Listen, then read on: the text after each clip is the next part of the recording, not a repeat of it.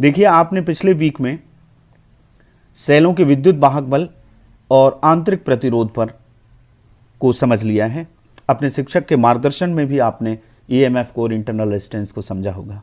Basically हम आज बात करेंगे सेलों के श्रेणी क्रम और पार्श्वक्रम संयोजन पर। एक बात मैं आपको बता दूं, सेलों का श्रेणी क्रम संयोजन और पार्श्वक्रम संयोजन दो तरीके से होता है। एक, जबकि सेलों के ईएमएफ बराबर हों और आंतरिक प्रतिरोध भी एक से हों, और दूसरा तरीका होता है जब सेलों के ईएमएफ अलग अलग हैं, विद्युत वाहक बल अलग अलग हैं और उनके आंतरिक प्रतिरोध भी अलग अलग हैं। तो इस मूल टॉपिक पर बात करने से पहले हम रिवाइज करेंगे सेल के ईएमएफ को और इंटरनल रेजिस्टेंस को। तो चलिए शुरू करते हैं। ईएमएफ होता क्या है? जब सबसे सिंपल इसकी डेफिनेशन क्या है? सबसे सिंपल ये है कि जब सेल खुले परिपथ में होता है। खुले परिपथ का मतलब क्या होता है? ओपन सर्किट का मतलब क्या होता है? जब सेल को आप खरीद के लाए हैं, सेल से कोई चीज़ जुड़ी नहीं हुई। जब आप सेल बाजार से जाते हैं और ख़रीद के लाते हैं कोई भी सेल, उस पर 1.5 वोल्ट लिखा रहता है। 1.5 वोल्ट लिखा है, इसका मतलब ये उसका ईएमएफ है। उससे आपने किसी चीज़ को कनेक्ट नहीं किया है। जैसे ही कनेक्ट करेंगे ईएमएफ ड्रॉप हो जाएगा, कम हो जाएगा। तो ओपन सर्किट का मतलब जब सेल से कोई चीज़ जुड़ी नहीं हुई है। तो जब वो ओपन सर्किट में होता है तब उसके इलेक्ट्रोडों के बीच में मैक्सिमम पोटेंशियल डिफरेंस होता है, और इस पोटेंशियल डिफरेंस को ही कहते हैं सेल का ईएमएफ। ये सबसे सिंपल डेफिनेशन है सेल की। जब ये ब्रेक है, ये सर्किट ब्रेक है, यहाँ से ब्रेक है यानी कोई चीज़ जुड़ी नहीं हुई है। ये यहाँ से ब्रेक है, ये यहाँ से ब्रेक है, माने हमने इस चीज़ को जोड़ा नहीं है। तब इन दोनों के बीच में जो पोटेंशियल डिफरेंस है ये क्या कहलाता है? ईएमएफ कहलाता है। इसको कहते हैं ईएमएफ इस कंडीशन में, जबकि ओपन सर्किट में हो। दूसरे शब्दों में हम ये कह सकते हैं ये पोटेंशियल डिफरेंस जैसा है। किसी भी विद्युत परिपथ में विद्युत धारा के प्रवाह को बनाए रखने के लिए सेल द्वारा ऊर्जा खर्च की जाती है। तो यूनिट चार्ज को पूरे विद्युत परिपथ में चलाने के लिए, सर्कुलेट करने के लिए सेल द्वारा जितनी एनर्जी खर्च की जाती है, बाहर का सर्किट और अंदर का सर्किट, वो सेल का क्या कहलाता है? ईएमएफ। इसको कैपिटल सी ई से, ये जो ई रहता है एप्सिलॉन, एनसीईआरटी की बुक में यही है। तो एप्सिलॉन या जनरली हम ई से शो करते हैं, कैपिटल ई से, उससे शो करते हैं। तो यदि क्यू चार्ज को पूरे सेल में, पूरे सर्किट में चलाने के लिए सेल द्वारा किया गया कार्य या व्यय ऊर्जा W है, तो सेल का ईएमएफ फाइंड आउट करने का फार्मूला है E = W/Q। जबकि ये पूरे सर्किट में चलाने में खर्च की गई ऊर्जा है, तो E का फार्मूला क्या होगा? W/Q। इसको आप याद रखें, यही पोटेंशियल डिफरेंस का है, लेकिन थोड़ा सा फर्क है पोटेंशियल डिफरेंस और इसमें। यूनिट वर्क का होता है जूल, इसका होता है कूलाम। जूल पर कूलाम को कहते हैं हम वोल्ट। अब हम सेल का एक और एलिमेंट पढ़ते हैं, वो है इंटरनल रेजिस्टेंस। इसी से हम रेजिस्टेंस आप समझते हैं। रेजिस्टेंस आपने पहले पढ़ लिया है, रुकावट। धारा के मार्ग में जो रुकावट होती है उसको कहते हैं हम रेजिस्टेंस। तो सेल में आंतरिक लिखा है, इंटरनल माने सेल के अंदर। सेल के अंदर जो विद्युत अपघट्य मौजूद है, जो H2SO4 है डाइल्यूट, या जो NH4Cl है अमोनियम क्लोराइड, या अन्य कोई प्रकार का विद्युत अपघट्य है, वो सेल के मार्ग में बाधा उत्पन्न करता है। सेल के अंदर धारा के प्रवाह में बाधा उत्पन्न करता है। इससे जो सेल में जो एनर्जी क्रिएट हो रही है केमिकल रिएक्शन से, उसका कुछ हिस्सा थर्मल एनर्जी में ऊष्मा के रूप में व्यय हो जाता है, जिससे सेल के इलेक्ट्रोड के बीच का विभवांतर क्या हो जाएगा? ईएमएफ से कम हो जाएगा।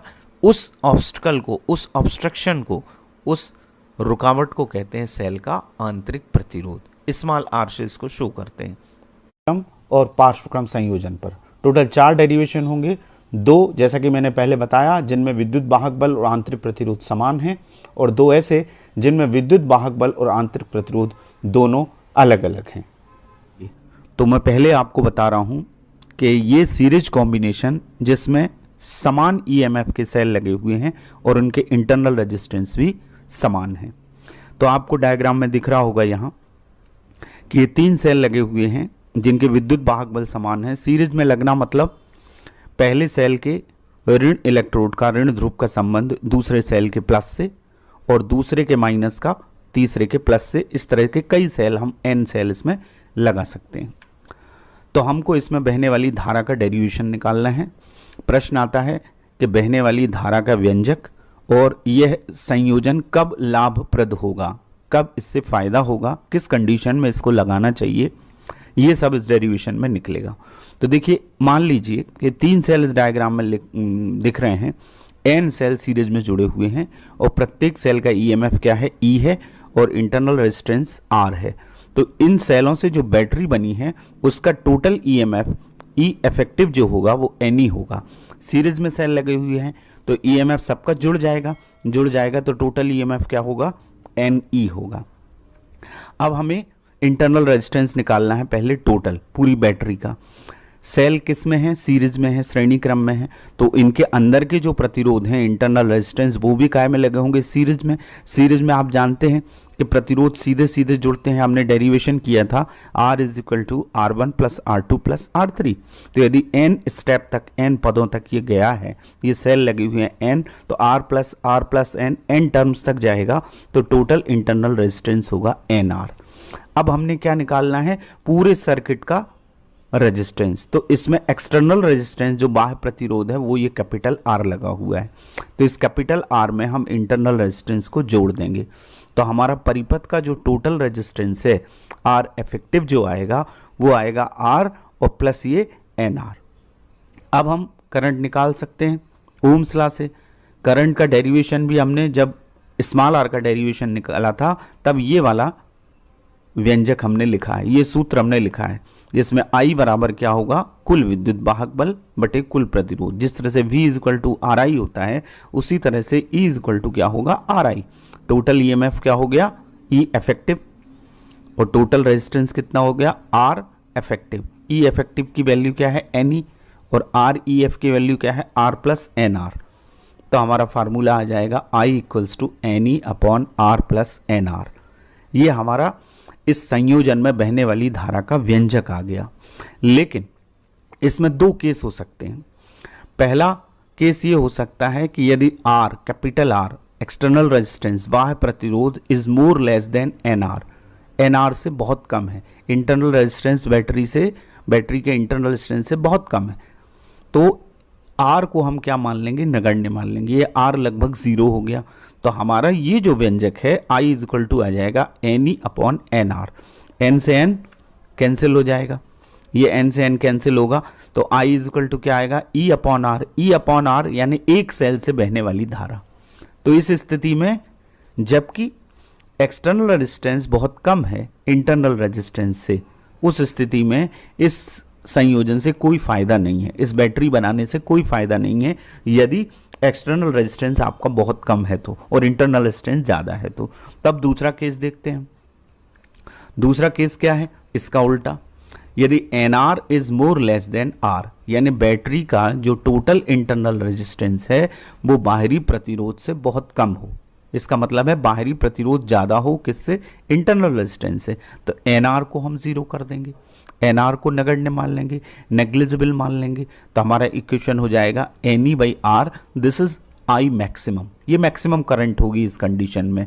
इसका मतलब ये हुआ कि इस कंडीशन में हमें एक सेल में बहने वाली धारा की n गुनी धारा मिलेगी। तो इसका फाइनल रिजल्ट ये आया, जो क्वेश्चन आपको आएगा कि कब इसका लाभप्रद होगा संयोजन, तो जब सेलों का आंतरिक प्रतिरोध बाह्य प्रतिरोध की तुलना में नगण्य हो, तो बैटरी से प्राप्त धारा एक सेल से प्राप्त धारा की n गुनी होती है। यदि 5 लगे हुए हैं तो 5 गुनी हो जाएगी। एक सेल से मान लीजिए 1.5 एम्पियर करंट मिल रही है तो उसकी 5 गुनी 7.5 एम्पियर हो जाएगी। यदि हमें 0.1 एम्पियर मिल रही है तो 0.5 एम्पियर हो जाएगी। यानी इस कंडीशन में इस कॉम्बिनेशन को, सीरीज को लगाने में फ़ायदेमंद है यदि R इज़ ग्रेटर देन है NR के, या हम यूं कहें कि NR is more less then है R के। तो हमारा सीरीज का फार्मूला हुआ। अब हम पैरेलल का कॉम्बिनेशन करेंगे वही, जबकि सेम EMF हो। अभी मैं सेम EMF की बात कर रहा हूँ और सेम इंटरनल रेजिस्टेंस की बात कर रहा हूँ। इसके बाद के डेरिवेशन में हम डिफरेंट पे आएंगे। तो पैरेलल कॉम्बिनेशन में आप जैसा कि जानते हैं 2 कॉम्बिनेशन कर चुके हैं, सारी चीज़ें 2 पॉइंट्स के बीच में जुड़ती हैं। तो ये 3 सेल यानी N सेल हम मान सकते हैं जिनके EMF E हैं, इंटरनल रेजिस्टेंस R हैं, ये A और B पॉइंट के बीच में जुड़े हुए हैं। तो इस कंडीशन में प्रत्येक का प्रतिरोध इंटरनल रेजिस्टेंस आर है और बाह्य प्रतिरोध का मान क्या है, ये कैपिटल आर है। तो सबसे पहले हम ईएमएफ निकाल लें। आप जानते हैं जब पैरेलल में कोई चीज़ जुड़ी होती है तो पोटेंशियल डिफरेंस, हमने 2 डेरिवेशन कर लिए हैं, पोटेंशियल डिफरेंस समान होता है। तो यहाँ कितने भी सेल लगे हों, यहाँ 10 सेल लगे हैं, लेकिन इस पूरी बैटरी का ईएमएफ ई ही होगा क्योंकि ये 2 बिंदुओं के बीच में जुड़े हुए हैं। तो ई इफेक्टिव हमारा आएगा बैटरी का, ध्यान रखिएगा, सीरीज में एन ही आएगा लेकिन यहाँ पर केवल ई आएगा क्योंकि ये 2 बिंदुओं के बीच में जुड़े हैं। तो ई इफेक्टिव हमारा आ गया कैपिटल ई। अब हम इंटरनल रेजिस्टेंस का टोटल करेंगे।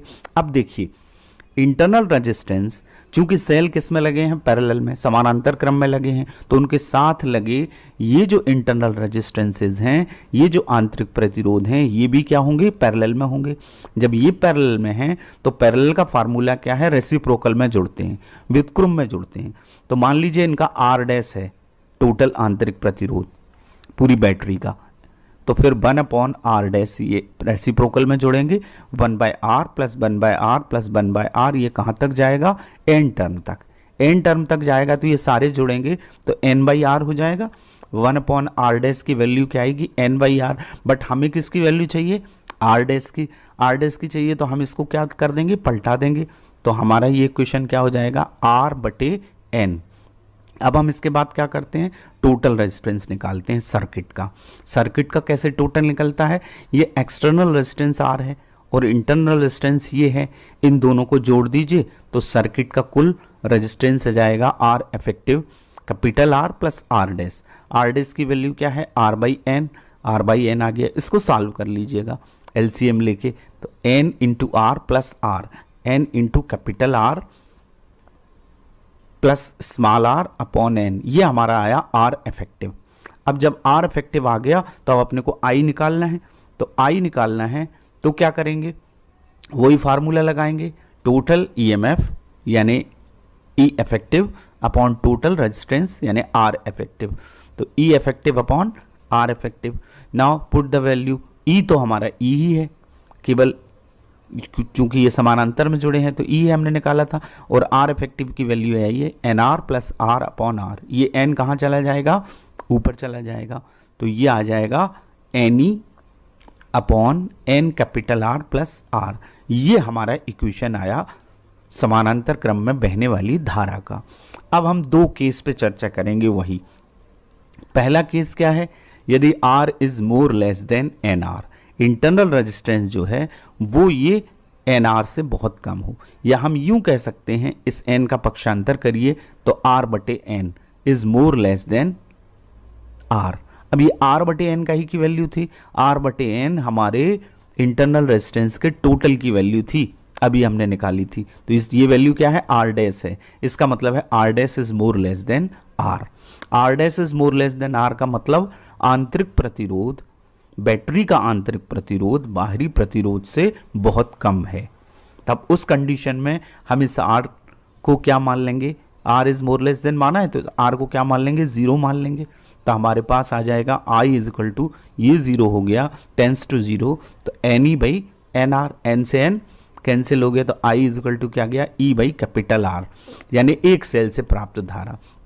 तो इस कंडीशन में जबकि internal resistance is more less then external resistance, तो हमें कोई लाभ नहीं होगा। पूरी बैटरी बनाने के बाद भी हमें एक सेल से प्राप्त धारा मिलेगी, केवल सिंगल सेल से प्राप्त। तो इस कंडीशन में कोई लाभ नहीं होगा, ये उसका जस्ट उल्टा है सीरीज का।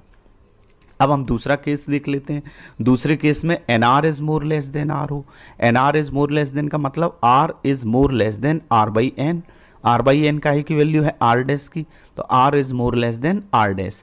इस कंडीशन में NR को हम 0 कर देंगे, तो हमारे पास आएगा NE, this is maximum current, NE/R, N into E/R। E/R माने एक सेल से प्राप्त धारा, इसकी N गुनी हमको मिलेगी। यानी इस कंडीशन में जबकि बाह्य प्रतिरोध सेलों के कुल आंतरिक प्रतिरोध की तुलना में नगण्य है, बाह्य प्रतिरोध, ये देखिए बाह्य प्रतिरोध कुल आंतरिक प्रतिरोध की तुलना में नगण्य है, तो बैटरी से प्राप्त धारा एक सेल से प्राप्त धारा की n गुनी होती है। तो इस स्थिति में ये संयोजन लाभप्रद होगा। तो ये वाली कंडीशन में पैरेलल लाभप्रद होगा, जबकि R external resistance less than हो आर डैश के, और जब आर डैश लेस देन हो आर के, कैपिटल आर के, तो हमें सीरीज कॉम्बिनेशन लाभप्रद होगा। ये तो बात हुई हमारे दो सिंपल डेरिवेशन की।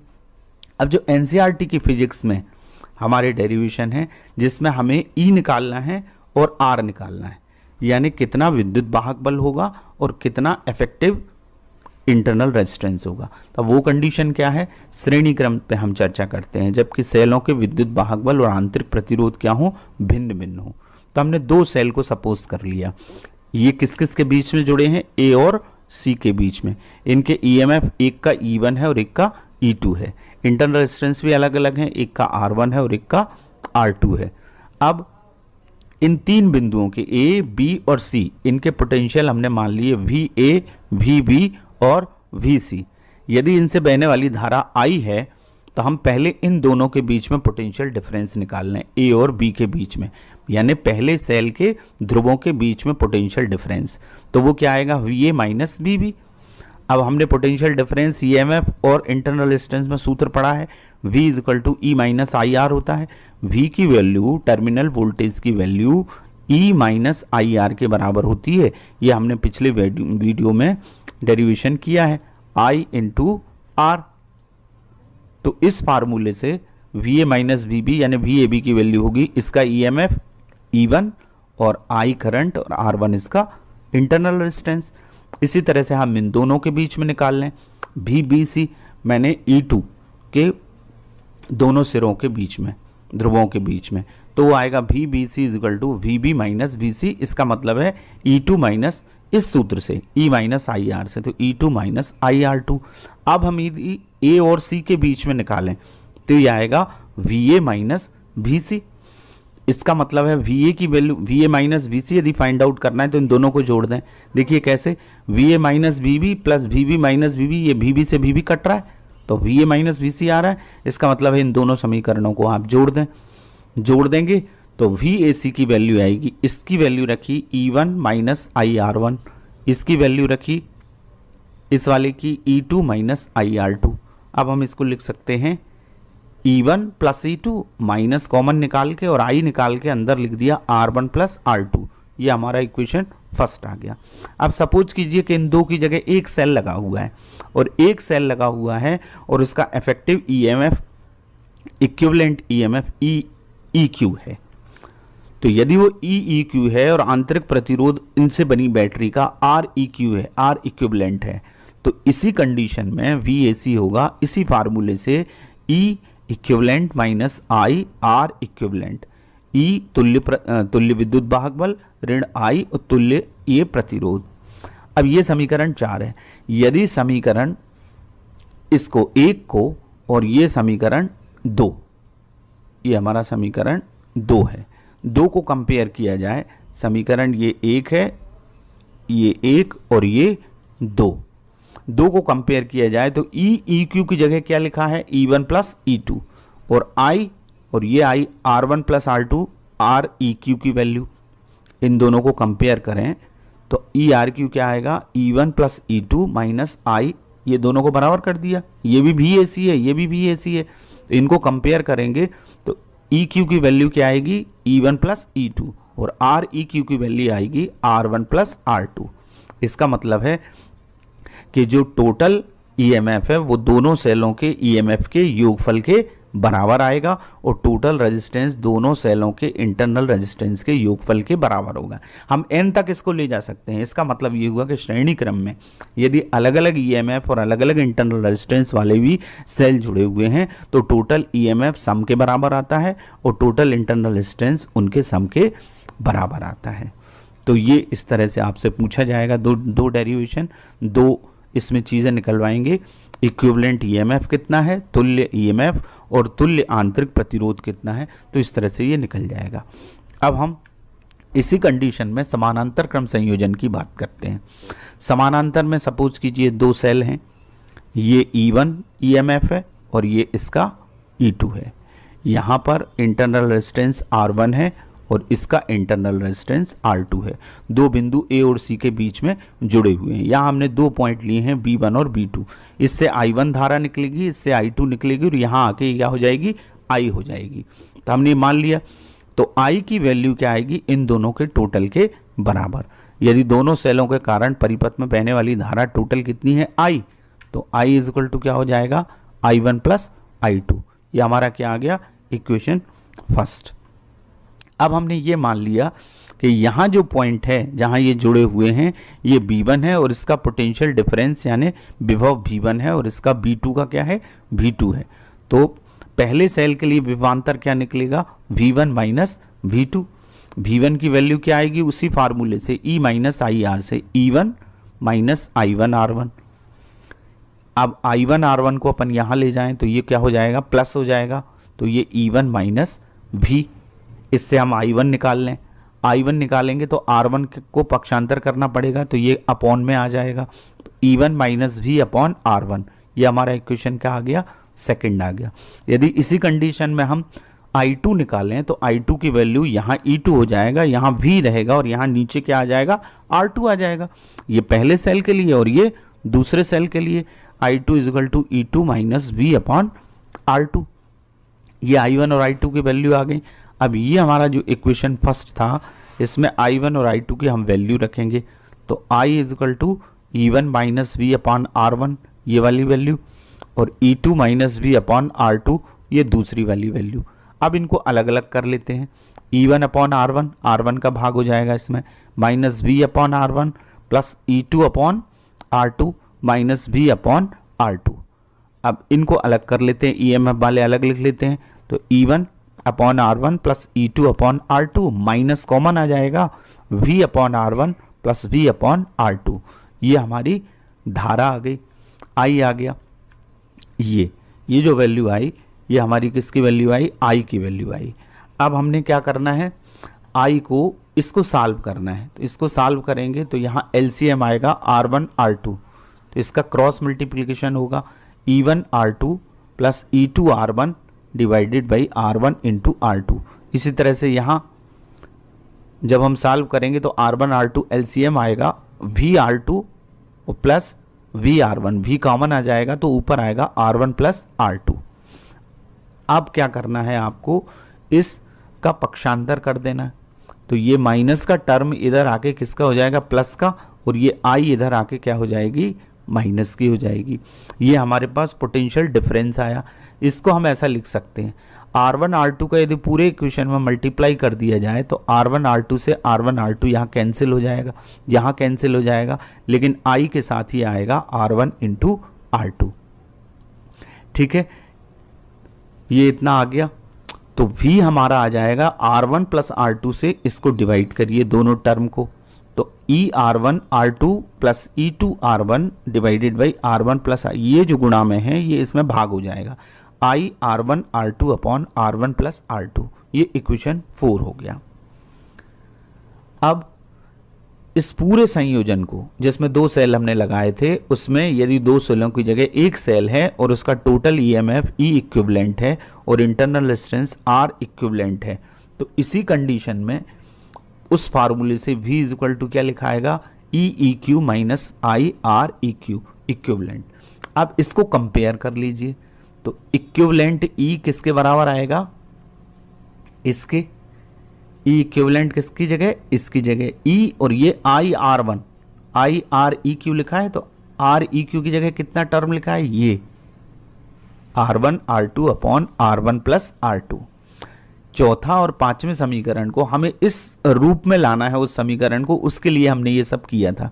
तो R इक्विवेलेंट की जगह लिखा हुआ है ये पूरा, और REQ की जगह लिखा हुआ है I को छोड़ के इतना। यदि हम इनकी तुलना करेंगे तो ये, इसका मतलब हुआ कि इस कंडीशन में समानांतर क्रम में जबकि अलग अलग विद्युत वाहक बल होते हैं तो कुल विद्युत वाहक बल, प्रभावी विद्युत वाहक बल इतना आता है, E1 R2 plus E2 R1 upon R1 plus R2, और जो टोटल रेजिस्टेंस है वो आता है R1 R2 upon R1 plus R2।